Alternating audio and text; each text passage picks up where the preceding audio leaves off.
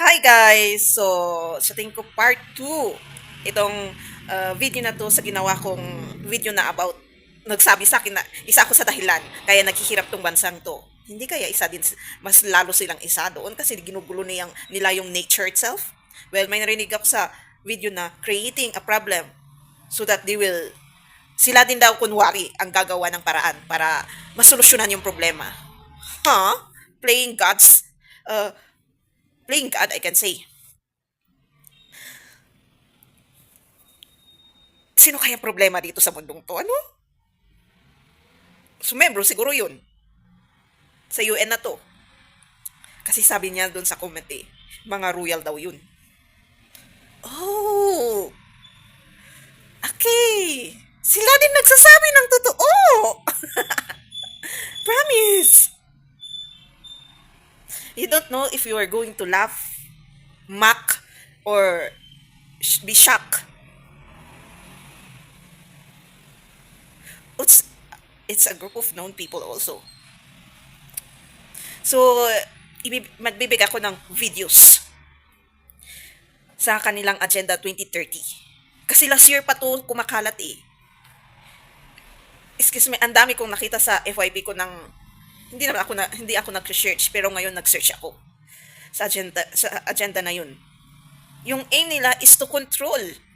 Yang Panginoon nga kahit kaano kalala yung sins natin eh.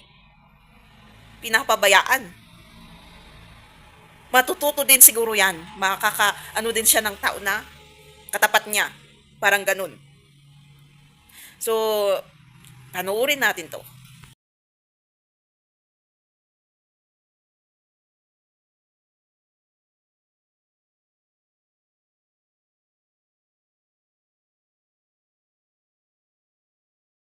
Good afternoon, ladies and gentlemen. Thank you for being here with me. For today, let us decode the UN Agenda of 2030. In order to understand the UN Agenda of 2030, we must have an in depth knowledge into history. Why? Because history always repeats itself, and the future is our reflection of the past. The United Nations is nothing but superficial and evil individuals who want to come together and play with the law of nature. These are nothing but low individuals who are coded in the term expert and want to take the lead in telling us how to live on planet Earth. Their goals? Creating the problems that we'll need for the solutions that they have already in place. Laughable. The problem in all of this is that the people on planet Earth are not aware of these entities' agenda.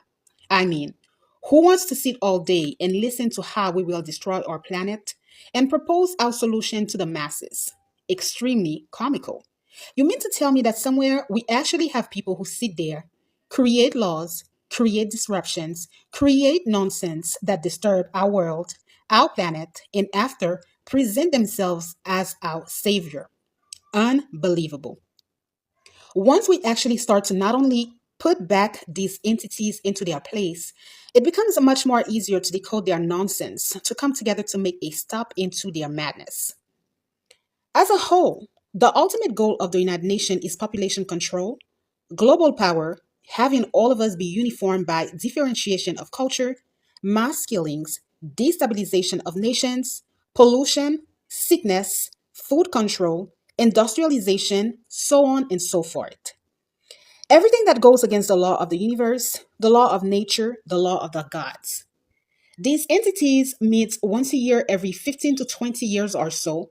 They create an agenda where they have each of our respective countries participate, agreed upon, track their records in order to see if the agenda is truly being followed upon. Their strategy? Money. For each of their pathetic goals, they have a budget which is allocating for these robotic governmental officials to fight over. Simple. If you do not have a problem, well, there can be a plausible solution. Let's take a look at goal number 1 and 2. No poverty and no hunger. If we truly want to be technical, there are no poverty and no hunger in this world. The heavens, Mother Nature, is set up for us to have all the food that is necessary for our bodies with proper nutriment to create no disease. What is being done? Well, utilizing bad fertilizer on soil to produce non organic food, which in turn around and give us ailments such as high blood pressure, diabetes, heart failure, to name just a few. Once we are diagnosed, we are then propelled into pharmaceutical drugs to slowly turn us into vegetables or slowly kill us. The irony of it. Poverty is a perception. What is truly considered as being poor? One life does not equate to the other. Everything is perception. Material wealth is at the bottom list of true value. So then my question to the United States members is elaborate on poverty. Is poverty the chaos that you create globally, such as the recent and current destabilization of the country of Haiti, the assassination of the president, equipping a population with weapons, create a problem where there is none, to turn around and propose a false solution such as the Biden program, which seeks asylum from such countries? Is this the UN perceived goal for no poverty?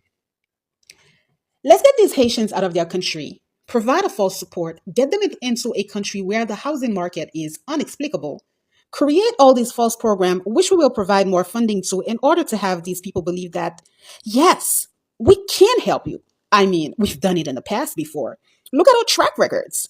But in turn, we'll sell this land in a span of 15 to 20 years.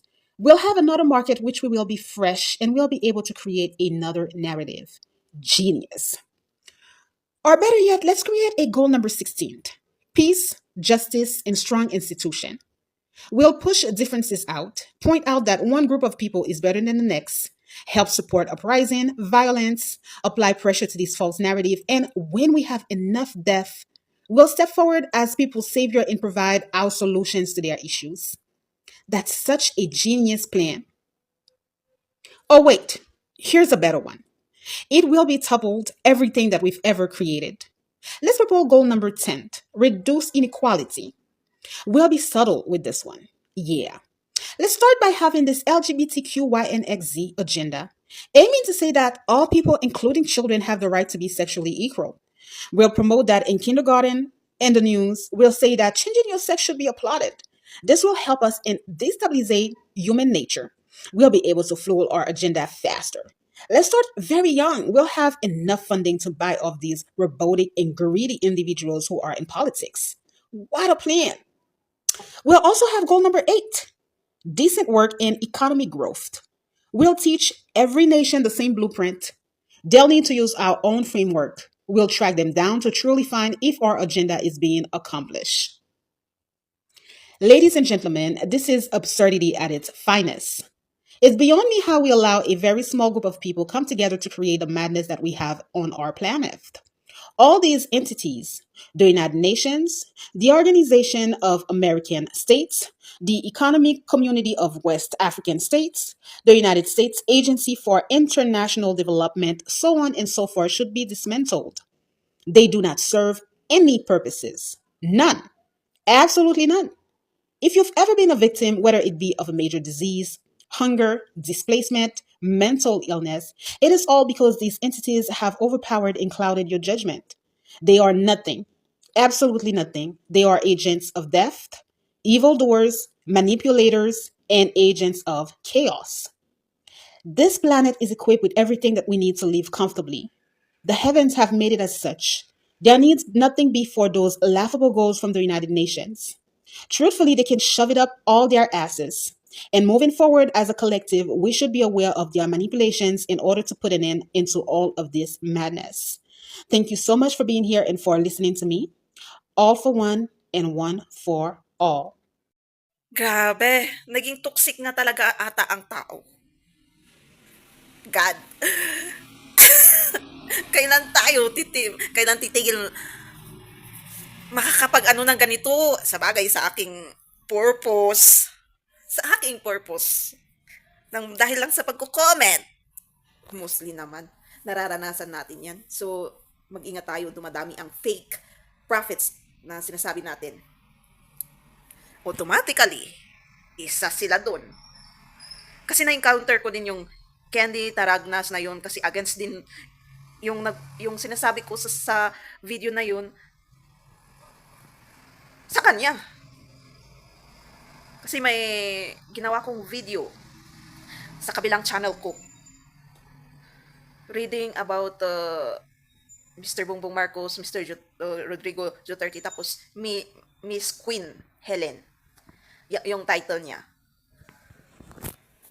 Andun lahat yung compilation na nakuha ko sa kanila na nagsisiraan sila.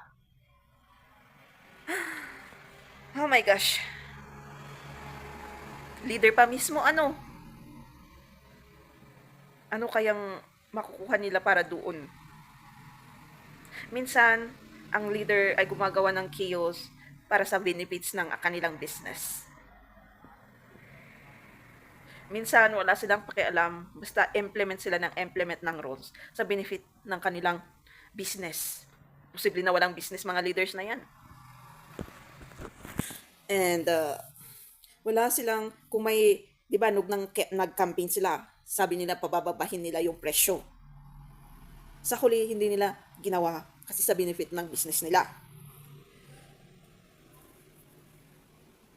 Kailan kaya natin gagawin yung lagi nilang tinuturo sa school na the problem inside the house is different outside? Andun na rin yung problem sa business, iba yun. Sa work, yung problem sa house, iba din sa work and business. Yung problem sa sarili, iba din problem sa house, business, and work. And iba din yung problem mo kay God, yung connection.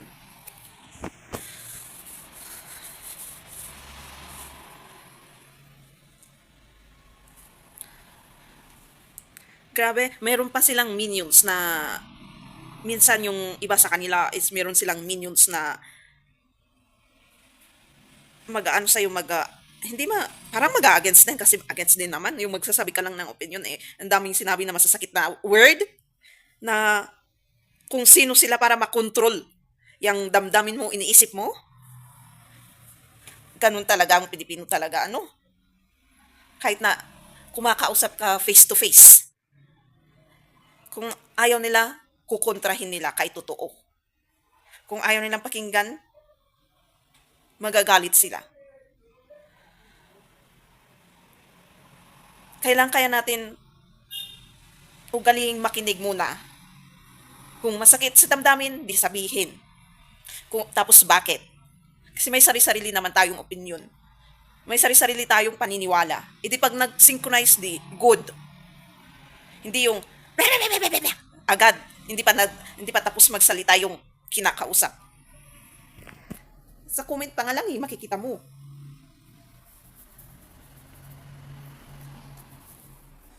Yun siguro ang pagkakaiba natin sa ibang bansa. Kaya deserve nila na maayos yung kanilang lugar. Pero syempre, yun nga, problema din ng yung gobyerno. Kahit maayos yung lugar, dinadagdag kasi yung pansariling interest na sinasabi nila.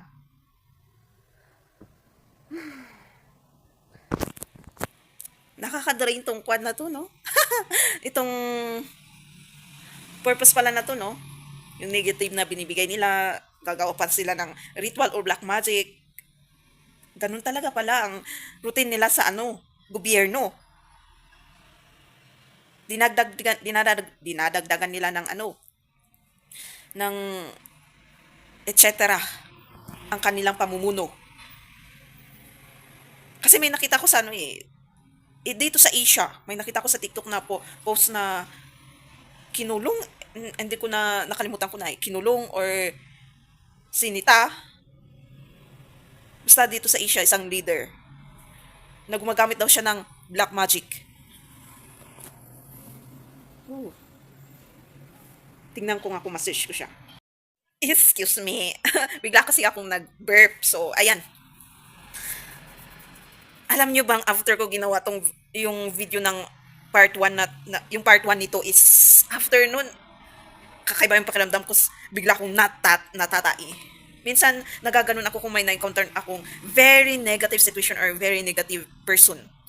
Buti na lang, tinatai ko nun. Okay yun, kasi pagkatapos nun is okay ng pakiramdam ko. Oh my gosh.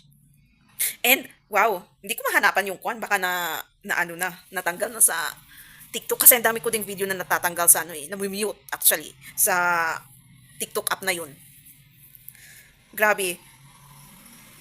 Gusto ba nila ng katotohanan or hindi lang nila matanggap?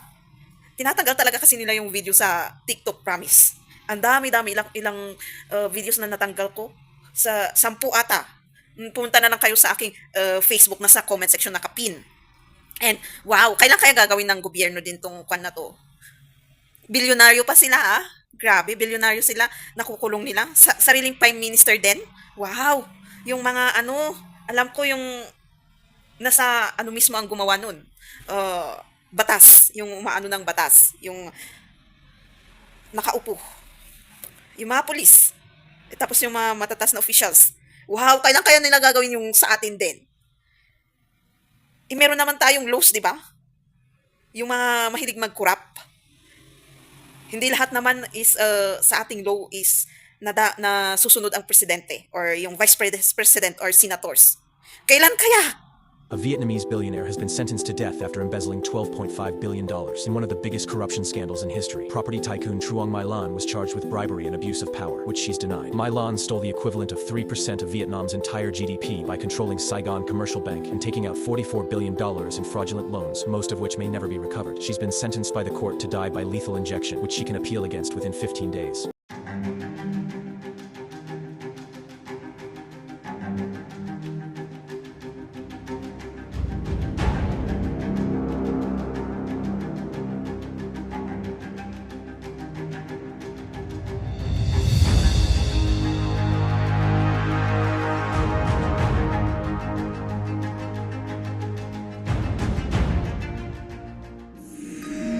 This ex-prime minister stole $4.5 billion and got caught.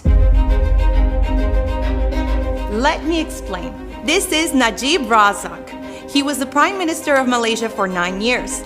And during this time, $4.5 billion went missing from a government investment fund. Instead of using this money to invest in the people, infrastructure, and development, the money was spent on a mega yacht, a Picasso painting, and investment in the movie Wolf of Wall Street, and $1 billion straight to Najib's bank account. And for this, he was found guilty and given 12 years in prison and a $50 million fine. The future remains uncertain as Najib appeals this decision in court. But for now, he has been found guilty. And that is good news worthy of sharing. And advice yung gumagamit ng black magic, meron talaga accumulate na karma. May nakita kong video kasi kahit magsabi-sabi ka ng may makukuha yung generations mo ng curse kung walang mag-a-agree, pero English po siya, kinuha ko na po siya. Ilagay ko din dito sa video na to, panoorin po natin. There absolutely are consequences for people who practice black magic. The person performing the black magic has now accumulated karmic debt. When someone's ancestors does something that accumulates karmic debt in their lifetime, that gets passed on to the descendants. So that's where generational curses come from. If the magic is performed on someone with a high calling, then that person performing the black magic may see that karma in their lifetime and still have their descendants need to repay back that karma. Free will is a beautiful thing and we cannot stop people from attacking us, but we do get to say enough is enough and get justice. This is why it's so important to stay on top of your spiritual cleansings because they are your shield. Having a spiritual cleanse will cleanse your auric field and return that right back to sender. May nasabi din ako na wala kayong utang na loob. Masasabi mo lang naman yun pag grabe na. Siguro yung binigay na negative energy nung part na nakipag komentan or communicate ako sa taong yun is napaka. Pero totoo lang. Mas, hindi mo maiwasan sabihin yun. Yung wala kang utang na loob. Spirituality pa yun na. Ikaw ang gumawa para sa lahat. Ang sakit nun Ang sakit nun. Paano kaya si Jesus Christ? Na mismong si God. Siyempre, nararamdaman din niya yun. Pero nagtiis siya. Well, parang nararamdaman ko na yun ngayon. Parang pinaramdam niya. O masakit. Napasakit sa puso niya at isip niya. Pero kailangan niyang gawin. Para sa sanlibutang mga tao. na ililigtas, pero paulit-ulit nating binibetray yung binigay niyang new beginning noon, tapos bumalik ulit as Holy Spirit. Yung new beginning, paulit-ulit lang na betrayal. Napakasakit, napakabigat na hindi ko maintindihan. Parang may nakatusok sa puso. Last ko nang sasabihin to. Wait lang. Parcel. Ayan. Pag-iisipin mo, tapos ibibigay pa nila ang negative sa'yo pag-uusapan ka pa. Wala kayong utang na loob. May karapatan din ako magsabi ng damdamin ko. At ako din magsasabi para kay Jesus Christ. Wala kayong utang na loob. So, hintayin na lang natin yun kung magugunaw ang mundo or hindi. Pero, we need to still respect God's creation. Kailangan pa rin natin ichapwera yung damdamin na yan. Yan ang mahirap sa in-involve mo ang sarili mo sa purpose na to. May sarili kang problema, may sariling problema sa loob ng bahay, may sarili kang problema sa ibang tao, may sarili kang problema sa etc. Pero may sarili ka ding problema dito sa purpose mo na to. Ay, grabe. Nagsama-sama kung maranasan nyo lang ang nararanasan ko, ewan ko lang. Thanks to God lang. Parang meron siyang binibigay na energy na nagpapagaan agad-agad pag nararamdaman mo yung pangit na damdamin, yung na mga nakakasakit. Meron siyang, ewan ko, parang yung nasa alapaap ka na gumagaan, bigla siyang gumagaan. And I will always thank Him for that. Kasi alam ko sa panahon ngayon, walang taong makakagawa at mag-move or step forward para gawin. Alam ko may mga kasama din ako, yung mga nararanasan nila ay kakaiba din sa normal na tao.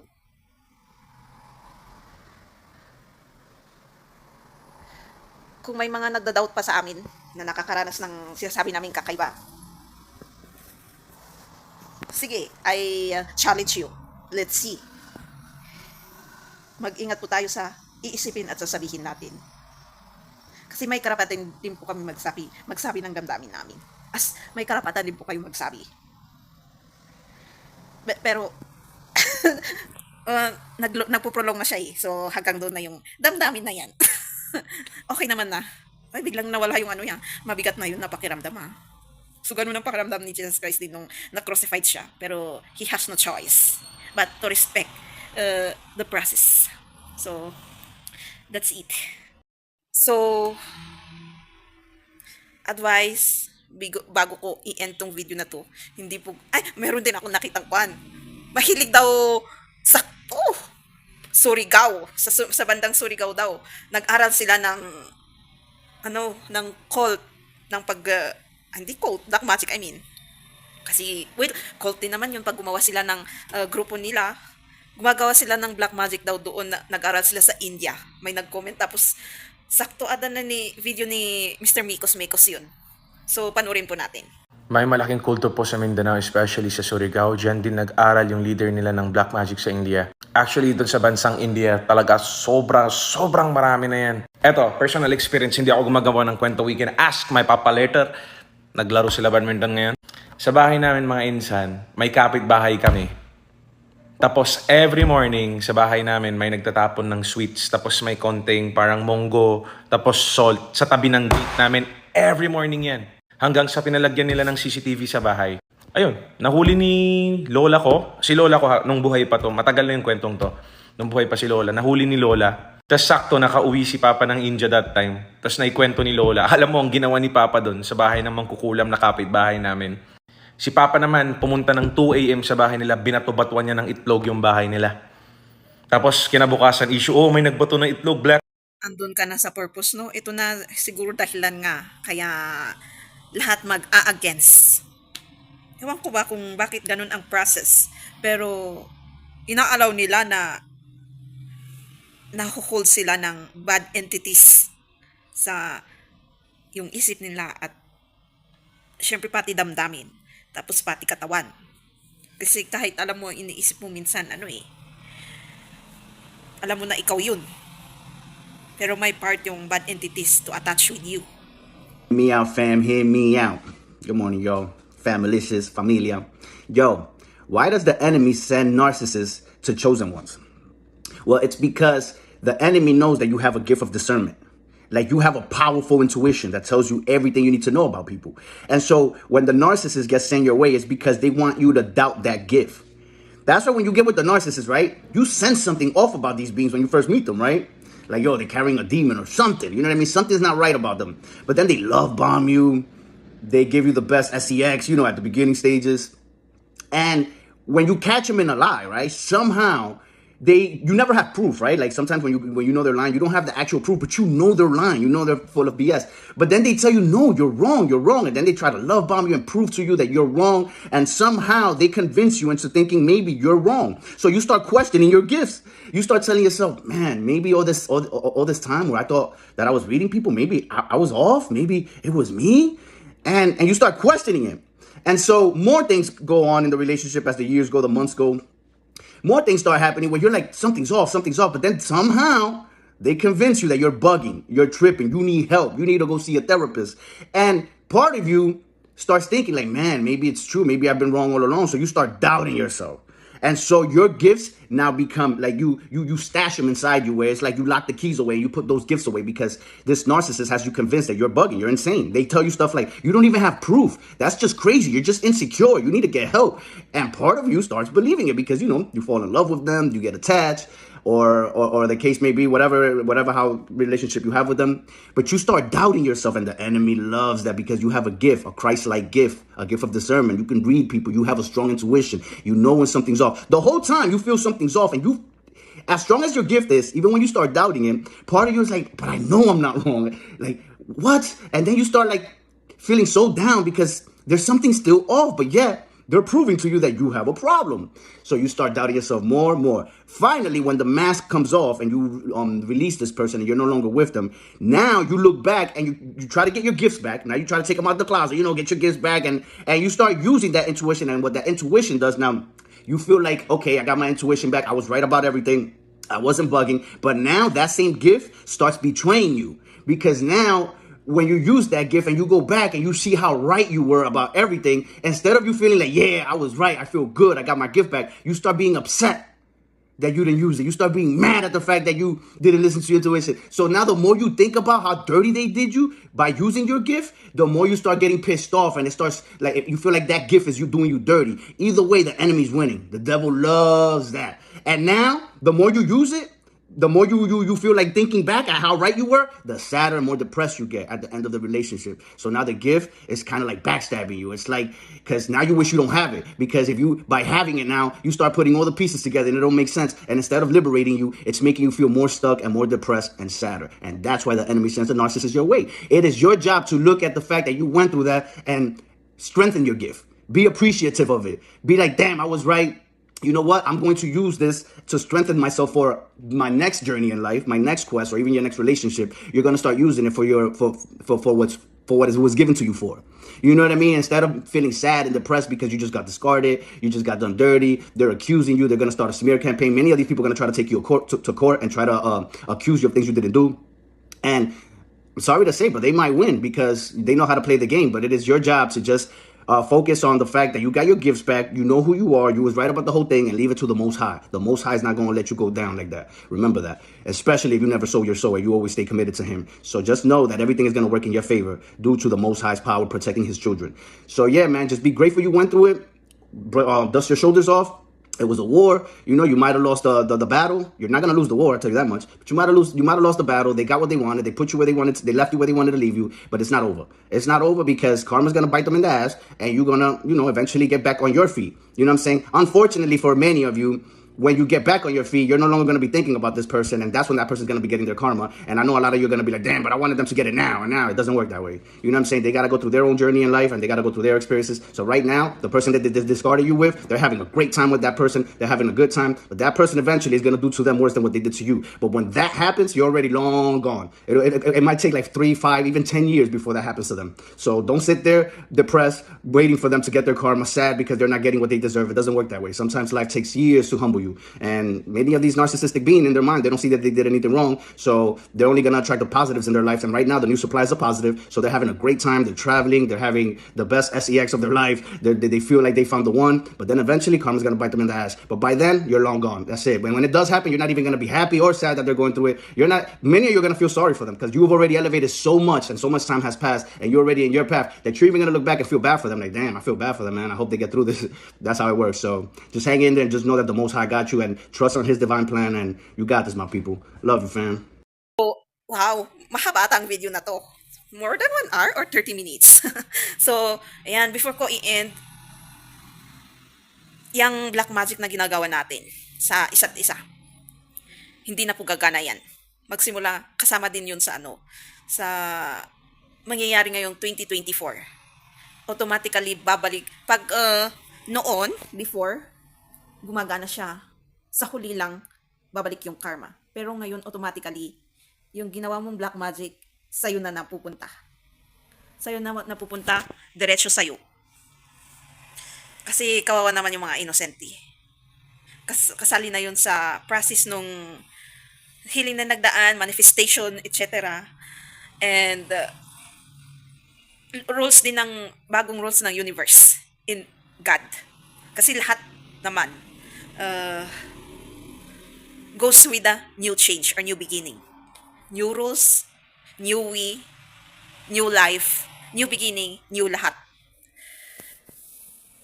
Renewal of everything. Kaya nga new beginning. So good luck for us. I mean, God bless, and let's continue walking with our Father's name, God. And don't forget to subscribe, click the notification, comment if you want, and share, comment down, mga experience niyo po dyan. Lalo sa black magic, kung ano napapansin niyo sa sarili niyo na effect. So, thank you for watching. See you again in my next videos.